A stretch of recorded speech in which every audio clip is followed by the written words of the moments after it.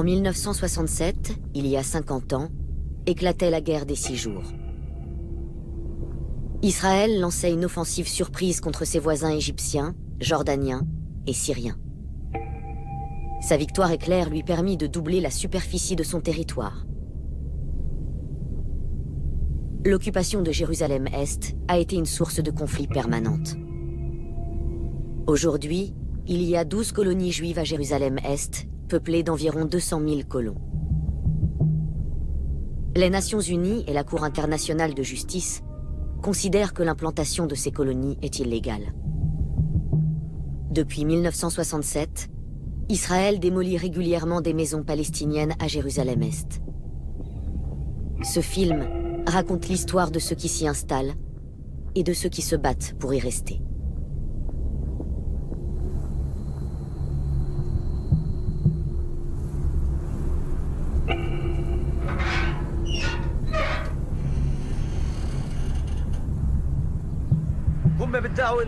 Ils prétendent nettoyer l'endroit et ramasser les détritus.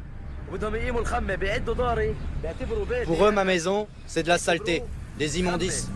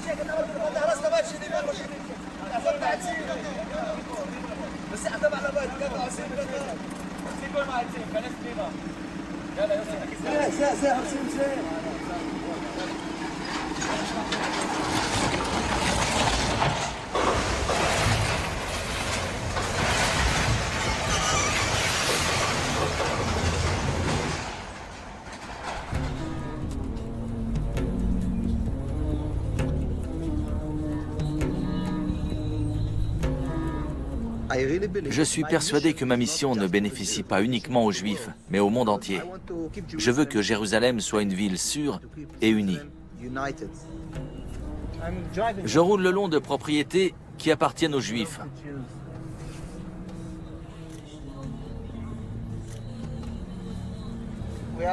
On a un avis d'expulsion qui concerne l'un des Arabes. On s'occupe d'eux au cas par cas.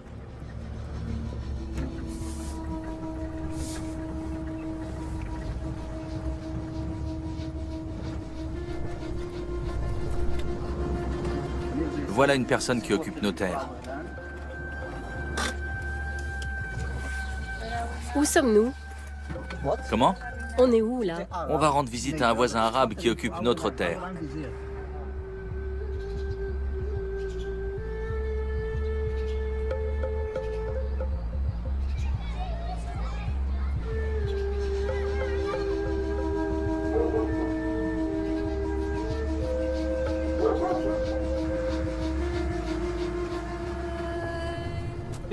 Ici, une maison a été démolie. C'était une maison construite sans permis par un arabe. Vous voyez cette baraque? Elle est sur notre terre, sur un terrain juif. On a un ordre d'expulsion pour cette maison-là et pour l'autre là-bas. Celle du milieu devait être détruite. C'est ce qu'on a fait.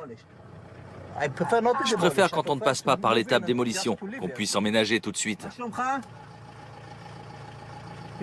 C'est un locataire. On a un ordre d'expulsion contre lui. Vous savez, je ressens de la pitié pour eux.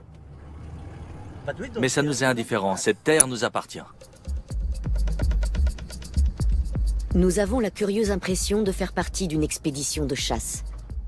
Comment nous sommes-nous retrouvés dans cette situation? Aryeh King, un colon juif, nous a promis de nous montrer des choses que personne n'a vues. Pas même un membre de la Knesset, dit-il.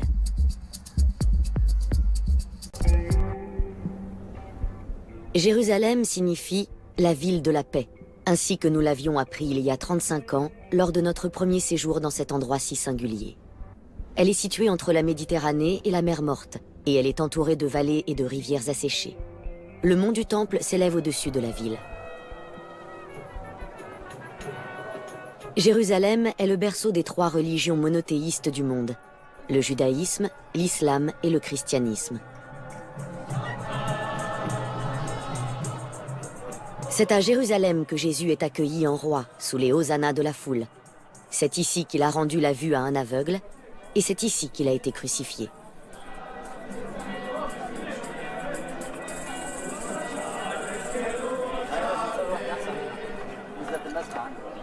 Jérusalem abrite aussi l'un des lieux saints de l'islam, Haram al-Sharif, appelé également Esplanade des mosquées, qui regroupe plusieurs mosquées, dont celle d'Al-Aqsa et celle du Dôme du Rocher, d'où Mahomet est monté au ciel sur son cheval blanc.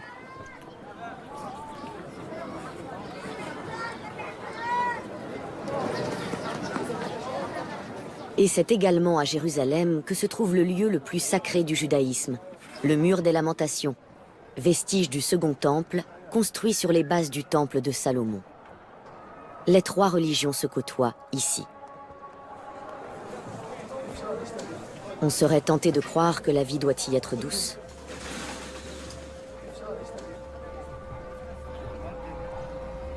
Mais ce bonheur est une illusion trompeuse. Jérusalem est une ville de guerre et de destruction. Tout au long de son histoire, Jérusalem a été une ville disputée. Aujourd'hui encore, c'est une véritable poudrière politique. Pour Israël, Jérusalem est la capitale historique du pays, tandis que les Palestiniens la considèrent comme leur future capitale. La situation s'est rapidement détériorée, comme nous avons pu le constater depuis les nombreuses années où nous faisons des films ici. De nombreux ouvrages ont été écrits sur cet étrange endroit. Meir Margalit, docteur en histoire, écrivain et homme politique, a consacré sa vie à l'étude de cette ville divisée. Il est inquiet quant à l'héritage laissé par l'État juif.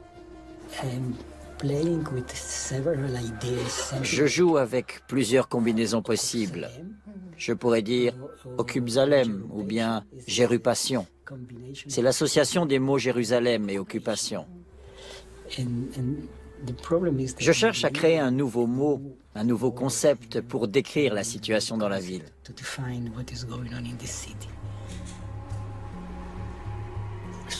Tôt ou tard, ça va exploser. C'est pour cette raison que je n'arrive plus à dormir. Comment ça, vous ne dormez plus? Tout à fait. Vraiment? Oui, c'est vrai. Je suis très inquiet. J'ai un petit-fils désormais. Quelle ville, quel pays vais-je lui laisser en héritage?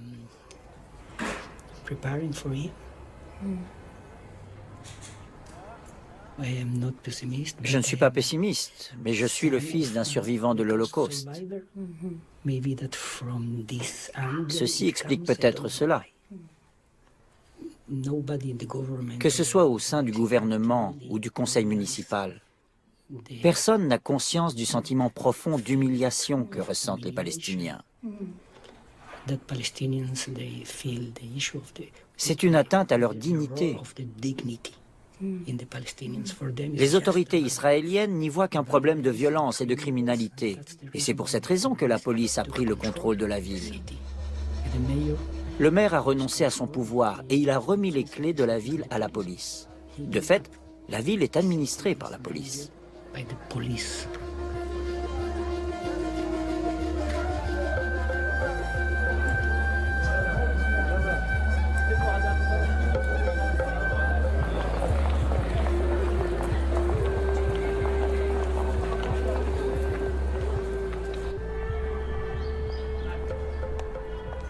Non loin de la porte de Damas, nous rencontrons l'avocat Ziad Al-Amouri.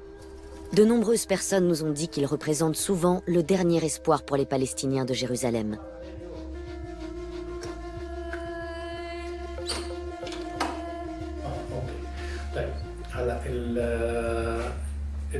L'autorité palestinienne et le gouverneur sont censés t'aider.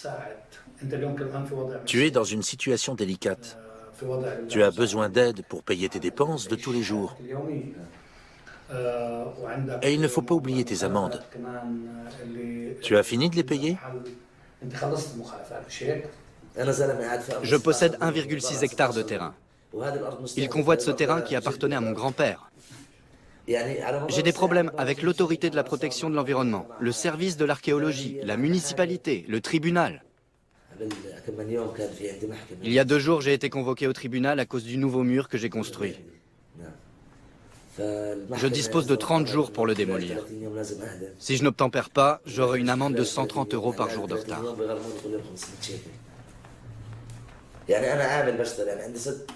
Je suis ouvrier et j'ai 6 enfants. Avec ma femme et moi, on est donc 8. Je ne peux pas me permettre de manquer un seul jour de travail. Ça ne peut pas continuer comme ça. Même mes compatriotes me mettent la pression pour que je cède face aux Israéliens. Mais ça arrive à tout le monde. Beaucoup de gens ont des arriérés de paiement pour leurs taxes locales et les sommes ne cessent de grossir. Ils doivent céder tout ce qu'ils possèdent aux Israéliens. Et ensuite, on les considère comme des traîtres. Je vais essayer d'organiser une entrevue et on verra comment on peut t'aider. Que Dieu te bénisse. Ne t'inquiète pas.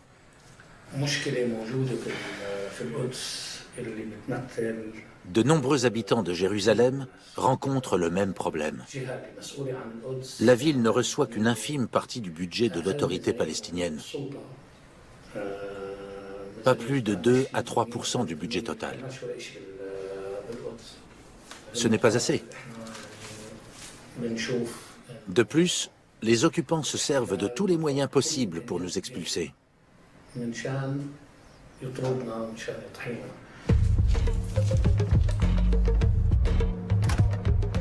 Quand Ziad Al-Amouri n'est pas à son étude, il est joignable 24 heures sur 24, prêt à s'occuper de chaque nouveau foyer de crise.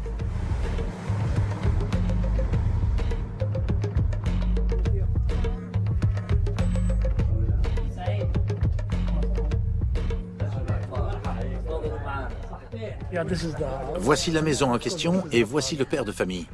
Le Centre de Jérusalem pour les droits sociaux et économiques, un organisme dont Ziad Al-Amouri est le directeur, fournit des rapports à l'Union européenne et à d'autres instances internationales sur la situation dans Jérusalem-Est. Chaque famille palestinienne a sa propre histoire.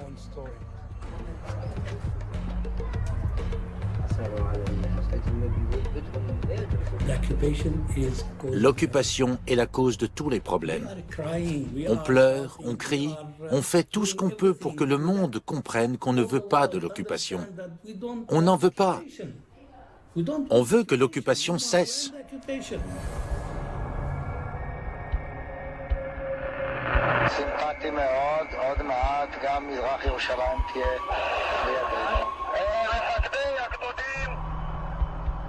En 1967, Israël entre en guerre contre ses voisins arabes. Le 7 juin, elle s'empare de toute la Cisjordanie, y compris Jérusalem-Est et la vieille ville.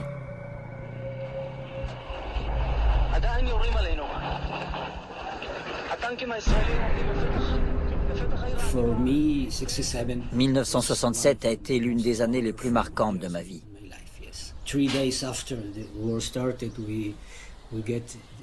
3 jours après le début de la guerre, les infos nous sont parvenues d'Israël et on a découvert qu'un miracle s'était produit. L'histoire de David et Goliath se répétait.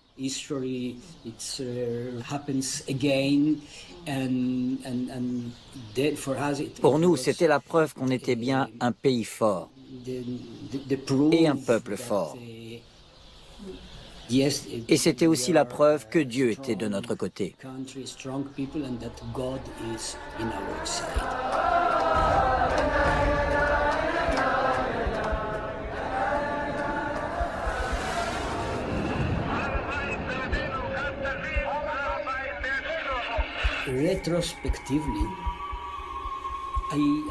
Avec le recul, je me demande comment on a pu être assez naïf pour croire que ces territoires étaient vides, qu'il n'y avait pas d'Arabes ici.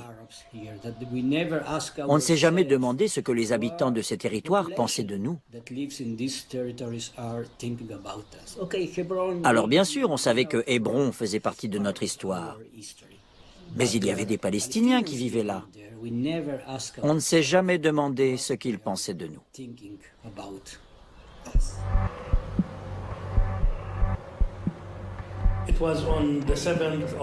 C'était le 7 juin 1967, tôt dans la matinée. Bien sûr, on savait que la guerre avait commencé. Je me souviens que tous les voisins avaient transformé un grand garage en abri, en face de chez nous. Ma mère et moi, on était seuls. Mon père était dans la vieille ville.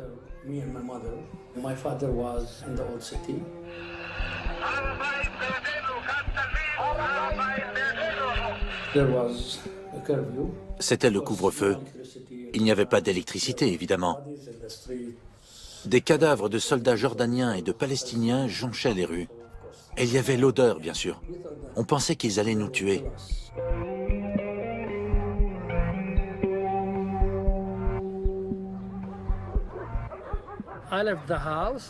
J'ai quitté la maison. Je suis venu ici et j'ai regardé dans cette direction. J'ai vu des chars flambant neufs, sans aucune inscription. J'ai salué les chars.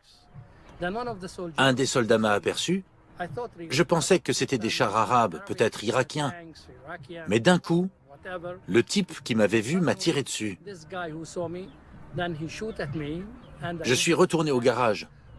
Toutes les familles du quartier étaient rassemblées là. Je ne pense pas qu'il ait voulu me tuer. Il a tiré vers moi et bien sûr, je me suis enfui.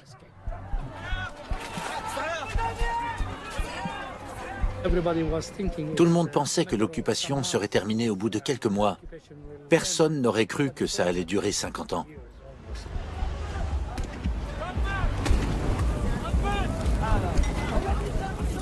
Avant la guerre, Jérusalem-Est était sous contrôle jordanien. Sa conquête par Israël en 1967 efface la ligne verte qui séparait la ville depuis 1948, année de création de l'État d'Israël. Plus tard, quand Israël annexa Jérusalem-Est, cette démarche fut violemment critiquée, car contraire au droit international. Elle a changé le cours de l'histoire.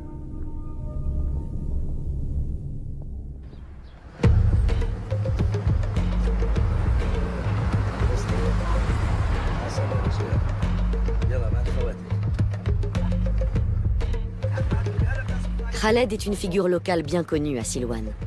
Il a vécu une adolescence turbulente et a gardé un esprit rebelle. Il ne craint pas de défier les autorités. Mais ce n'est pas parce qu'il n'a rien à perdre. Il mène un combat quotidien pour défendre sa terre, protéger sa famille et gagner de quoi vivre. Je me suis retrouvé à la rue. Je n'avais nulle part où aller. J'ai déplacé mon bétail et je suis resté ici 2 mois avec mes enfants. Comme vous le voyez, j'ai commencé à construire là-bas. Mais j'ai reçu un ordre de démolition.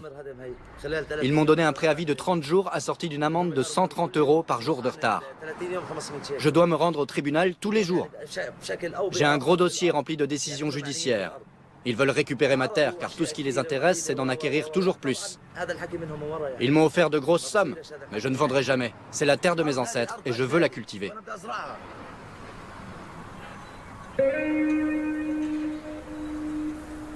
La maison de Khaled a été détruite une première fois en 2013.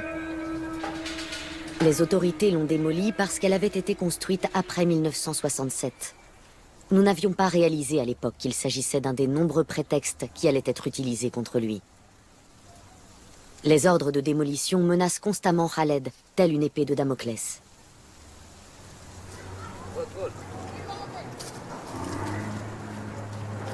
Goûtez mes tomates, elles sont bio.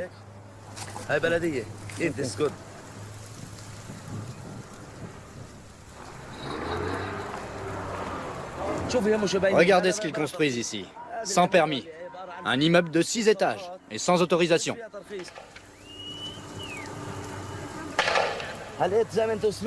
Les explosions que vous entendez, ce sont des bombes lacrymogènes et des tirs de balles en caoutchouc.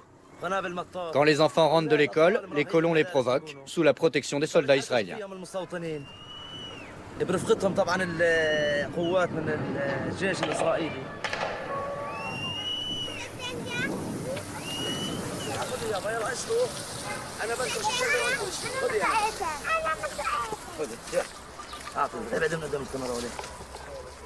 Chaque fois que nous rencontrons Khaled, il a un nouveau projet en cours.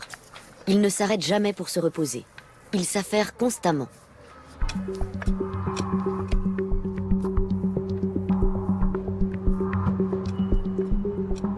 Khaled est né à Silwan, au sud-est des murs de la vieille ville, à l'ombre de la mosquée Al-Aqsa. C'est un quartier palestinien, avec une multitude de maisons collées les unes aux autres. La majorité d'entre elles sont construites sans permis. Tous les ingrédients de la lutte âpre entre Israéliens et Arabes se concentrent à Silwan. Aujourd'hui, on se croirait au cœur d'un volcan.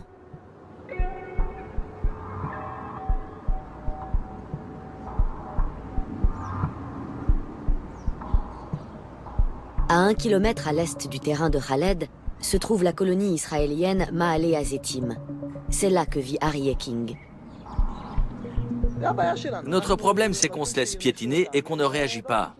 Moi, je dis qu'ils laissent les Arabes construire légalement, d'accord, mais ils doivent aussi permettre aux Juifs de faire pareil. C'est ça notre problème. On laisse les choses se faire. Aryeh est un colon passionné, ainsi qu'un homme politique. Sa famille a quitté l'Angleterre en 1967 pour s'établir en Israël. Elle s'est installée dans une colonie de la bande de Gaza, et Aryeh a par la suite déménagé à Jérusalem-Est. Sa mission est de revendiquer des terrains dans une ville qui a une importance historique primordiale aux yeux de tous les Juifs religieux. Aujourd'hui, plus d'une centaine de familles vivent ici. De là où on se tient, on a une vue directe sur le mont du Temple et sur la vieille ville. C'est un endroit unique, avec une vue unique. Dans 100 ans, il y aura des dizaines de milliers de Juifs qui vivront ici. Cela ne fait aucun doute. Je suis persuadé qu'on va acheter toujours plus de propriétés aux Arabes de Silwan. Ils vont vendre parce qu'ils veulent vendre aux Juifs. Et plus de Juifs vont s'installer ici. Mais pourquoi voudraient-ils vendre? Parce qu'ils veulent de l'argent. C'est aussi simple que ça. Pourquoi les gens vendent-ils leur logement à Stockholm, à Oslo, à Londres ou à Paris? Pour l'argent. Peut-être veulent-ils améliorer leur niveau de vie. Ils vendent ici et déménagent ailleurs. Ou alors ils quittent complètement le coin. Ça me fait plaisir d'acheter et d'aider quelqu'un en même temps. C'est le genre de transaction tout à fait banale. Comment ça se passe concrètement? On me contacte par SMS, par WhatsApp ou par mail. Par WhatsApp, c'est vrai? Oui. Je reçois un message qui me parle d'une propriété à vendre. Je peux vous montrer un exemple concret. Voilà, ce matin, j'ai eu ce message qui m'indique le lieu, le nom de la rue et le numéro de la parcelle. Il me laisse un message audio dans lequel il m'indique la somme qu'il veut. C'est très simple. Qui fixe le prix? Qu'est-ce que vous voulez dire? Il m'indique un prix, je réponds et après on discute. C'est comme partout ailleurs, que ce soit à New York, à Washington ou n'importe où. À Göteborg.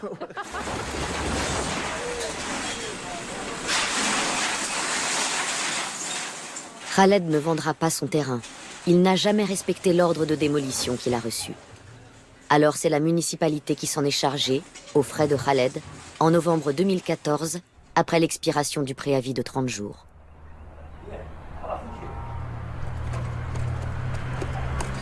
Le mur a été complètement rasé par les bulldozers. Ma maison se trouvait ici et ils l'ont démolie. En plus, la barrière qui faisait le tour du terrain a aussi été rasée.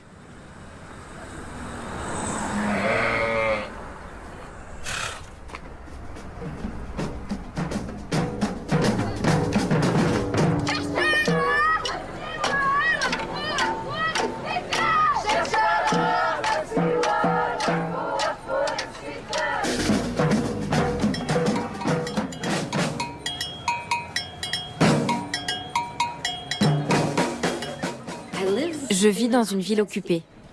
Je vis dans une ville où 40% des habitants n'ont pas les mêmes droits. Ce ne sont pas des citoyens à part entière. Il faut que je fasse quelque chose, surtout parce que je suis très privilégiée. Je viens du côté des oppresseurs et leur oppression me profite bien. Je trouve que j'ai la responsabilité morale de lutter contre cette oppression.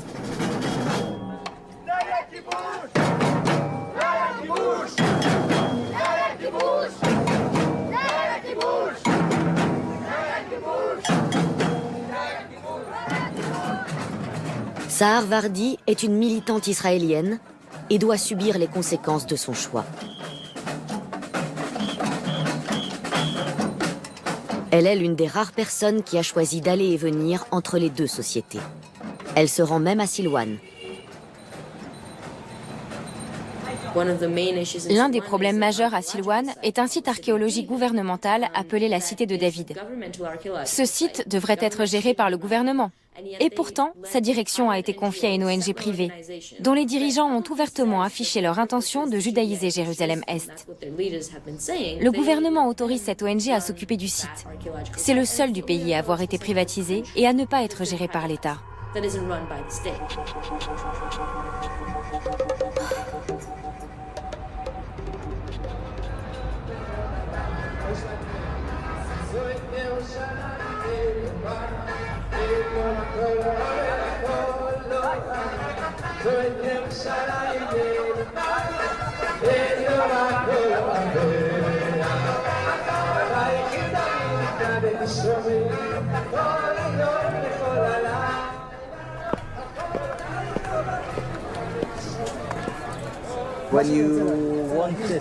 Si vous voulez expliquer aux soldats pourquoi ils sont engagés, pourquoi ils combattent, et aussi pourquoi le peuple juif est retourné en Israël, vous ne pouvez pas trouver un meilleur endroit pour le faire. C'est à titre pédagogique? Oui, d'ailleurs, on appelle ça l'enseignement du dimanche. On ne peut pas comprendre l'histoire de Jérusalem sans expliquer la cité de David. Jérusalem, ou la cité de David, est entourée de montagnes qui contrôlent la ville. Tout est là. Israël est là. Les Juifs retournent dans la cité de David à Jérusalem. La cité de David est une attraction touristique très prisée à Jérusalem. Les Nations Unies et la communauté internationale considèrent le site comme une colonie, puisqu'il a été établi sur un territoire conquis par Israël en 1967. Tout était couvert de terre ici. Ceci est peut-être un vestige de 3000 ans, plus ou moins à l'époque du roi David. Peut-être nous trouvons-nous sur les fondations du palais du roi David. Comment pouvons-nous dire qu'il s'agit du palais de David, ou même d'un palais? Nous n'en savons rien pour l'instant. De nombreuses personnes se sont réunies ici autour du jeune Salomon. C'est ici qu'il fut couronné roi des 12 tribus d'Israël. Salomon a construit le temple que nous appelons aujourd'hui premier temple. Le voici juste devant vous. Quand je me tiens ici, il ne me manque qu'une chose, c'est le temple. Je suis convaincu que si le temple était construit ici, on connaîtrait une paix véritable, comme à l'époque du premier et du second temple. La paix régnerait dans la ville, entre les peuples et dans toute la région.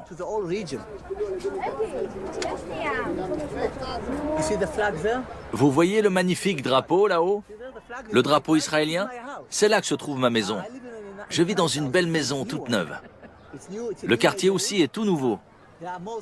Il y a également quelques juifs qui vivent dans la partie sud de Silwan.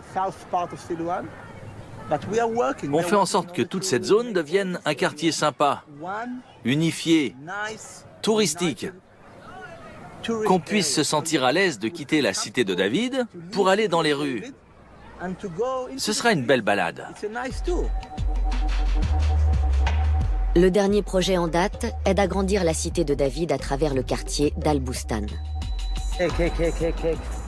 Tout ça, c'est le village de Silwan. Dans le quartier d'Al-Boustan, il y a 88 maisons.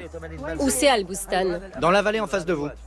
Dans ce quartier, 88 maisons vont être démolies pour laisser la place à la construction de jardins talmudiques. L'archéologie et l'environnement sont des questions essentielles dans l'occupation israélienne de Jérusalem-Est. Nous rencontrons Iyam, qui vit dans le quartier Al-Boustan, à Silwan. Sa maison doit être prochainement démolie. Ils ont l'intention de s'emparer de la moitié du quartier. Ma maison se trouve dans cette partie.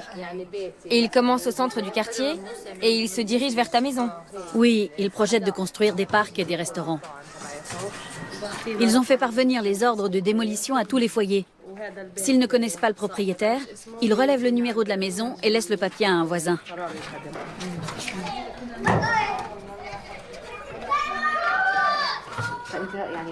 Tu ne te sens plus en sécurité. Franchement, on ne se sent plus du tout en sécurité. Et ce n'est que le début, car ils projettent de démolir le quartier tout entier, petit à petit, maison par maison. Ma maison a le numéro 55. Mon voisin a le 56. C'est comme s'ils allaient démolir des numéros. La nuit, le moindre mouvement que j'entends me terrorise, même un chat. Je réveille mon mari et je lui dis que l'armée est là.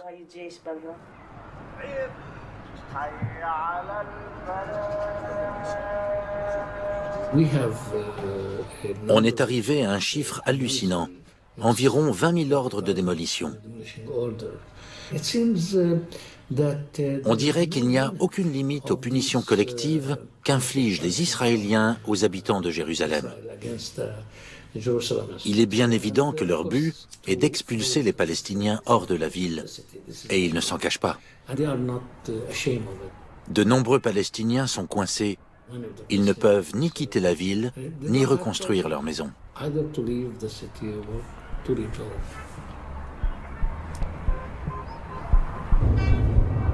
Le combat pour Silwan est capital pour Ziad Al-Amouri.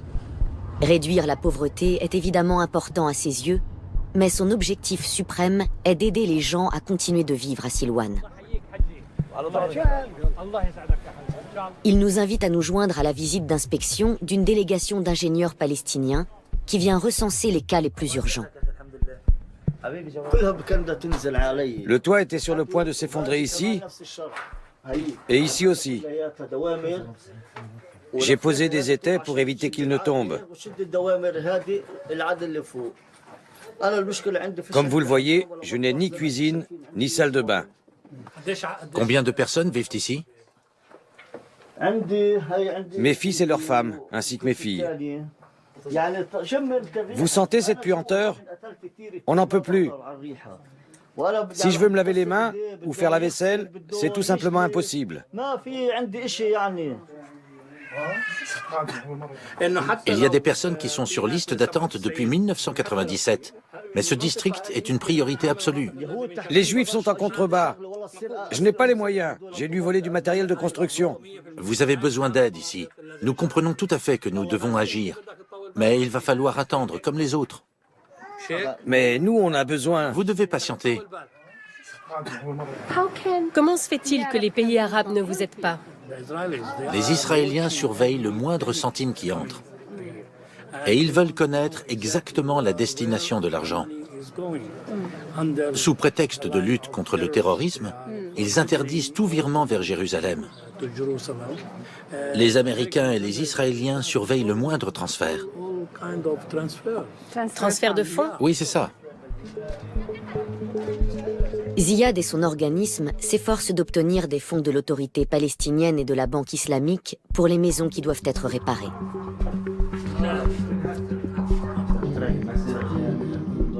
La liste d'attente est très longue à Silwan et il n'y a aucun soutien financier de la part des Israéliens.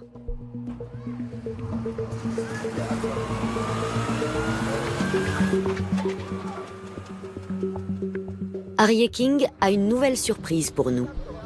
Une visite guidée en bus avec des investisseurs américains, des donateurs potentiels. Je n'arrêterai jamais de vous rencontrer parce que je crois et j'espère que vous ferez tous votre aliyah, votre retour en Israël. Quand vous serez citoyen de Jérusalem, n'oubliez pas de voter pour moi. Vous savez bien que je suis un homme politique. Toujours en campagne? 24 heures sur 24. Vous devriez devenir Premier ministre? Mais non. Un jour peut-être. Un juif n'est pas un vrai juif s'il ne se préoccupe pas de Jérusalem quotidiennement. Tout le monde devrait trouver un moyen de participer à la vie de Jérusalem. Ce qui nous intéresse, c'est le long terme. Un de nos quartiers sera un jour relié à un autre quartier et encore à un autre. Jérusalem ne se fera pas en un jour.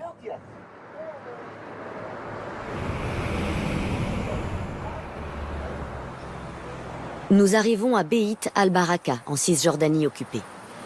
C'est une nouvelle colonie israélienne située sur la route vers Hébron.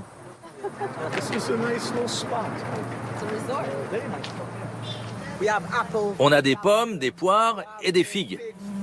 C'est un très grand terrain. On va monter sur le toit pour que vous profitiez de la vue sur tout le domaine. Grâce à un savant montage financier, Aryeh et le Fonds pour les terres d'Israël ont réussi à acquérir un vieil hôpital palestinien et une église. Cette transaction est un secret qui a été très bien gardé pendant plusieurs années. Ce bâtiment-là, c'est le camp de réfugiés palestiniens à la Roube. Tous ces bâtiments font partie du camp. Vous voyez en haut de la grosse antenne, il y a une caméra. C'est une caméra de l'armée et elle couvre toute la zone ici. Aryeh King prétend que bientôt, un centre culturel, une piscine et un quartier résidentiel s'élèveront ici.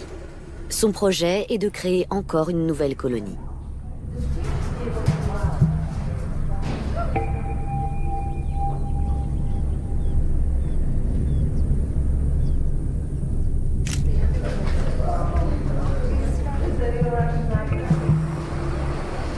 Qu'avez-vous pensé de la visite? J'ai vu des bâtisses magnifiques. J'ai senti la présence de Dieu dans la rivière et dans les vallées. C'est d'une splendeur à couper le souffle. Et quel symbole!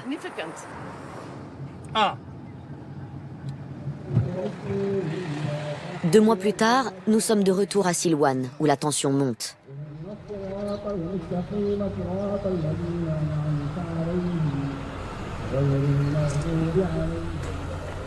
Sahar Vardi, la militante israélienne, est venue participer à une prière publique pour manifester sa solidarité envers les Palestiniens.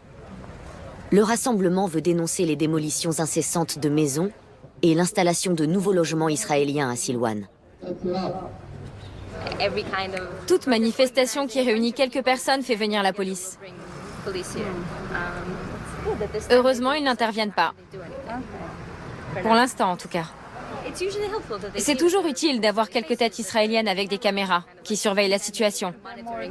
Ça nous permet de nous sentir un peu protégés. Mais on ne sait jamais. Ziad est également présent. Il veut rendre compte de la tension qui règne ici. Les manifestations sont prévues tous les vendredis.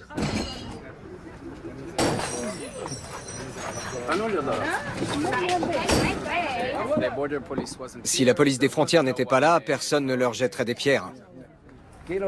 Comme s'ils faisaient la guerre. Ce sont juste des gens qui veulent se faire entendre. Le maire palestinien de Silwan est très énervé. Un nouvel ordre de démolition a été distribué pendant la prière. Environ 32 personnes vivaient ici, dans cette maison. 4 familles. Quand est-ce que la démolition a eu lieu? La semaine dernière. C'est quoi ce papier? Ils sont venus aujourd'hui, alors qu'on était à la prière, et ils lui ont donné ce papier concernant cette construction. Celle-là? Oui. Si tu ne la démolis pas, nous reviendrons le faire nous-mêmes.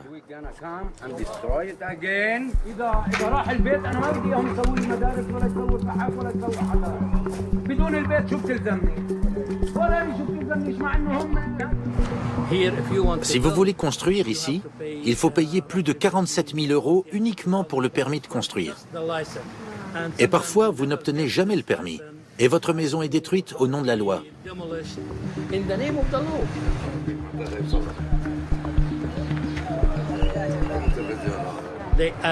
Ils ont construit sans permis. Il y a des soldats qui arrivent. Alors on peut en trouver 1 ou 2? Ziad, il y a des soldats qui arrivent. Oui. Mais ici, il y a, à Jérusalem... Les soldats lui posent des problèmes? Pourquoi se sont-ils arrêtés? Il dit que si les gens continuent de lancer des pierres, ils resteront là aussi longtemps qu'il faudra. Ce n'est pas une simple question d'expulsion et de réappropriation des maisons. Il faut placer le problème dans un contexte politique plus large. Si la présence juive est suffisamment forte dans ces quartiers, alors il n'y a plus de partition de Jérusalem. Les Palestiniens n'accepteront jamais une partition de Jérusalem sans avoir l'accès à la vieille ville. Alors si vous encerclez la vieille ville, c'est fini. Il n'y a pas de partition de Jérusalem, pas de solution à 2 États et donc pas de Palestine.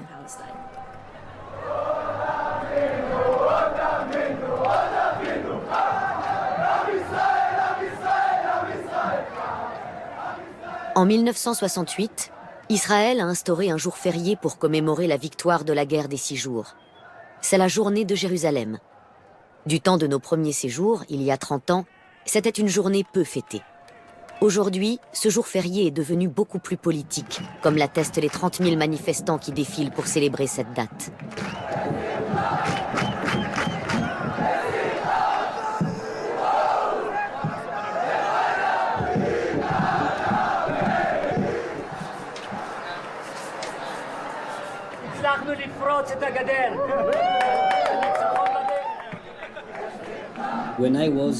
Je me suis retrouvé là avec un tout petit groupe de militants de la paix et devant nous on a vu défiler des milliers et des milliers de conservateurs de droite.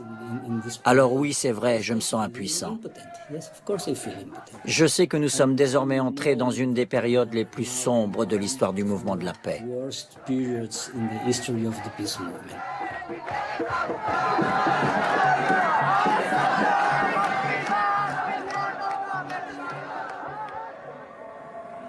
Entre-temps, Khaled a été convoqué au tribunal. Il se voit confronté à un nouveau problème. Ce n'est pas la première fois que je dois me rendre au tribunal. J'ai été poursuivi en justice de nombreuses fois. Depuis 2013, j'y suis allé pour 2 démolitions de maisons et une confiscation de voitures. Ils l'ont prise devant ma maison. Et comme dit le dicton, ma joue a pris l'habitude des gifles. On s'habitue à ces choses et à ces gens.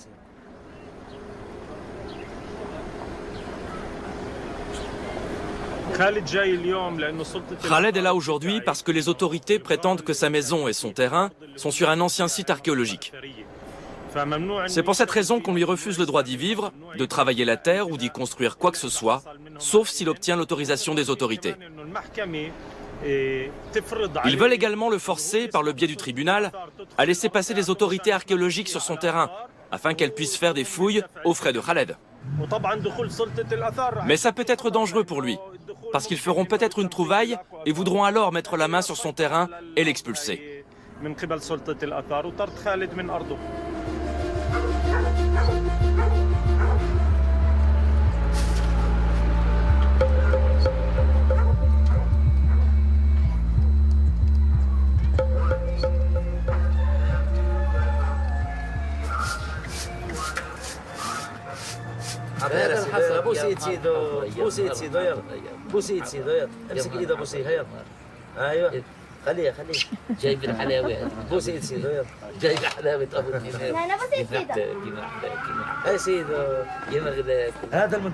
J'ai construit cette balançoire pour les gamins parce qu'il n'y a aucun terrain de jeu ici. J'ai fait ça pour que mes enfants et ceux des voisins puissent jouer.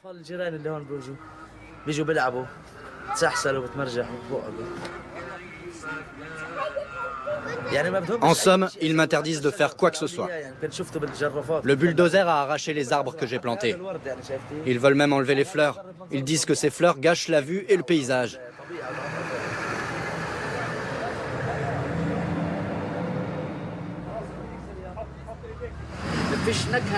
On n'a plus goût à la vie. Pourtant, ce qui se passe en ce moment, ce n'est rien à côté de ce qui nous attend. Rien. Personne n'aurait cru qu'en Syrie, ça finirait comme ça. Ce sont les signes que le prophète a annoncés. Qui l'aurait cru? Les Juifs devraient être les premiers à accorder aux gens leurs droits et leur liberté, parce qu'ils connaissent le goût de l'amertume.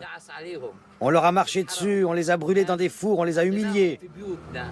Nous les avons accueillis dans nos maisons. Mais les invités sont venus armés d'une épée.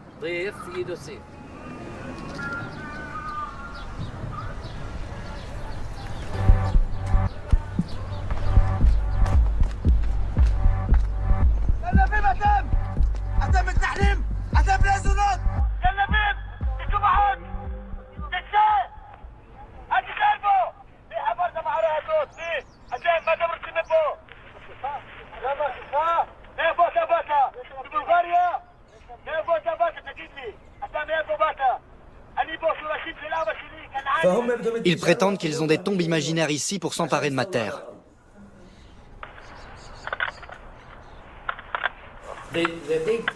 Ils font des fouilles sur sa terre. Ils veulent s'en emparer, la confisquer. Ils veulent nous faire croire qu'il s'agit d'un vieux cimetière juif de 3000 ans, mais ce ne sont que des mensonges. Ce n'est qu'un prétexte pour me confisquer ma terre. Tu verras mieux sur ces images.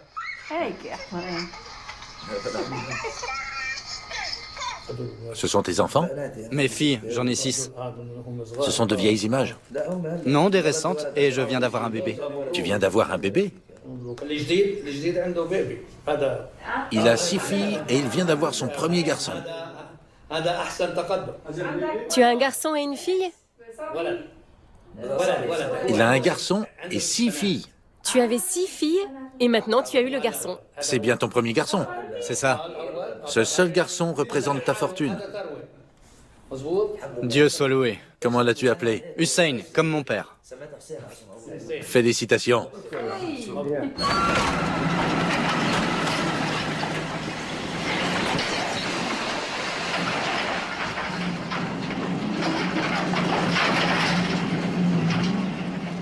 Deux mois après la naissance du fils de Khaled, le terrain de jeu est démoli.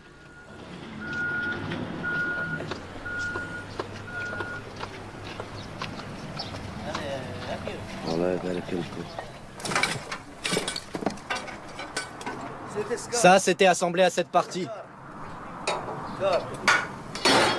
Tout est détruit maintenant.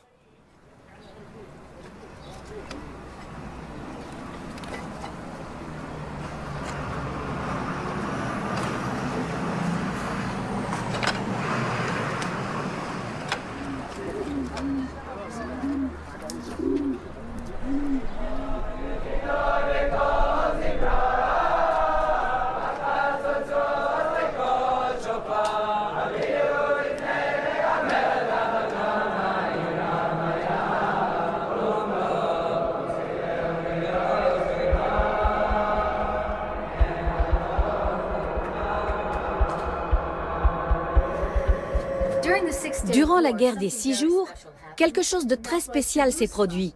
Jérusalem a enfin été réunifiée. Le 7 juin 1967, nous sommes retournés dans la vieille ville. Nous avons pu aller prier devant le mur des lamentations pour la première fois depuis 1948. Ici, nous nous trouvons sous le quartier musulman. Quelqu'un en 1967 s'est saisi d'une pelle et d'un seau, a franchi cette arcade et a commencé à creuser. Qu'avons-nous trouvé? Nous avons trouvé une grande partie du mur des lamentations qui n'avait jamais été vue auparavant. Mais le problème, c'est qu'on creuse sous le quartier musulman dans des arches de 800 ans qui n'ont pas forcément été construites selon les règles de l'art. Les Juifs creusent depuis 1967 et vident tout ce qui se trouve en dessous. La totalité de Jérusalem est creuse en sous-sol. Un jour, tout va s'effondrer.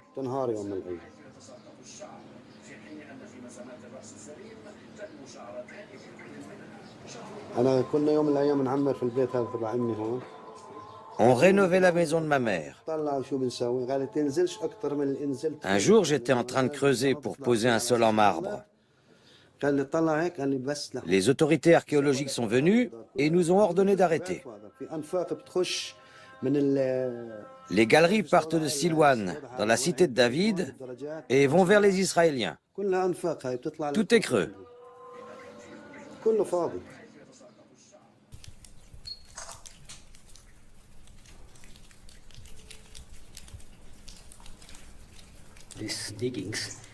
Ces fouilles ont deux aspects. Un aspect visible et un aspect caché. C'est celui-là qui nous importe le plus.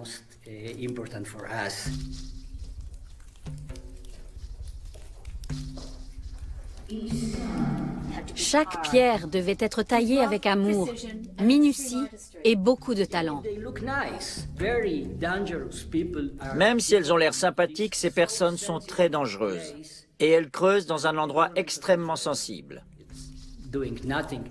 Ni le gouvernement israélien, ni la communauté internationale n'interviennent. Le problème, ce ne sont pas les fouilles à proprement parler, c'est l'intention politique de ces gens. Nous savons que leur véritable but, c'est d'atteindre Haram al-Sharif, l'esplanade des mosquées. Une fois arrivés là, ils n'auront que quelques pierres à déplacer et ils seront sous le dôme du rocher.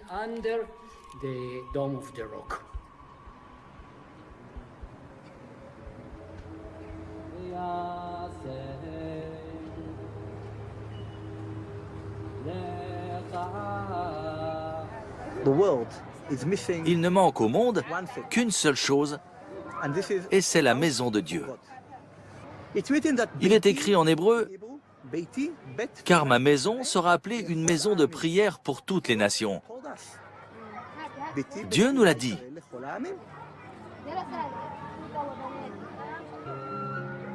And the hand of God was upon the prophet Ezekiel, and he brought him from Babylon to Jerusalem, and placed him on a high mountain. There he was shown a vision of the future temple that will bring peace and harmony to the world. In the vision, an angel spoke to Ezekiel and said, "Son of man, pay attention to all that I am about to show you, and teach it to the house of Israel." The angel took Ezekiel through the entire temple and measured its chambers and courtyards, its walls and its gates. Il faudra démonter la mosquée qu'ils ont construite sur le dôme du rocher. Personne ne se rendra compte de rien si on la déplace d'une vingtaine de mètres vers le nord. C'est à cet emplacement que j'attends avec impatience de voir s'élever le temple. C'est de la folie. Les plus messianiques d'entre eux sont persuadés que si le Messie ne vient pas sur terre, c'est parce que le troisième temple n'est pas là où il devrait être, c'est-à-dire à l'emplacement du dôme du rocher.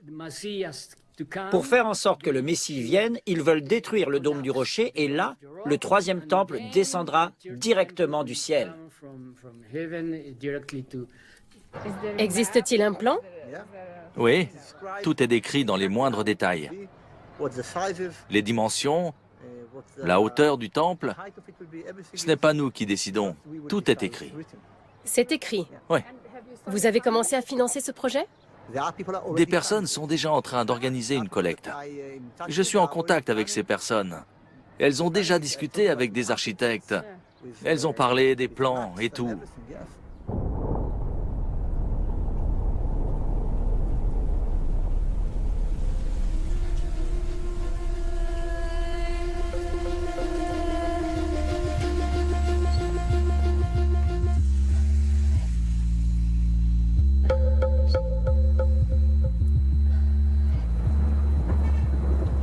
Comment vas-tu? Que Dieu te bénisse.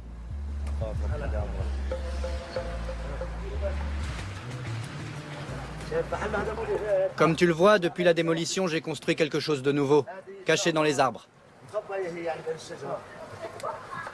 Laisse-moi t'aider. Il faut construire des escaliers ici. Je fais passer le temps avec ça.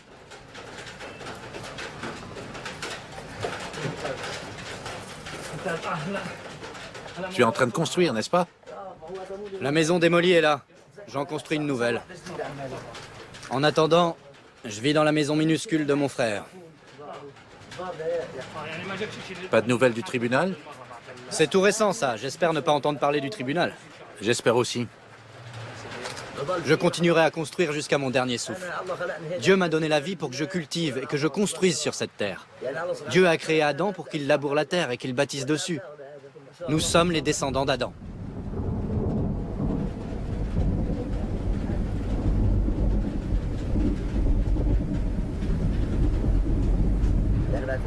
C'est ma mère qui m'a mis au monde et qui m'a élevé.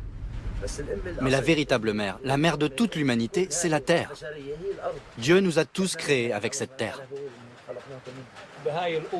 La force individuelle d'une personne qui construit une maison ou qui plante un arbre de ses propres mains est une force qui nous profite à tous. Elle fait partie de la résistance de notre peuple. Comment tu vas? Embrasse sa main. Non, c'est moi qui embrasse ta main. Comment ça va? Bienvenue, charmante demoiselle. Je pensais que tu étais plus âgée qu'elle. C'est moi la plus grande. Et ma fille aînée est mariée. Elle a une fille et un garçon. Magnifique. Tu es bon élève? C'est bien.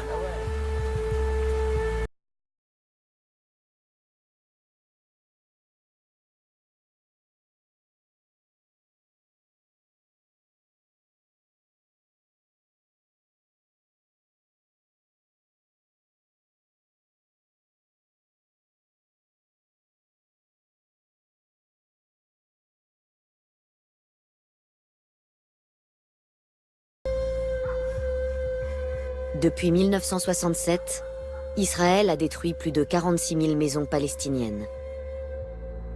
20 000 ordres de démolition attendent d'être appliqués.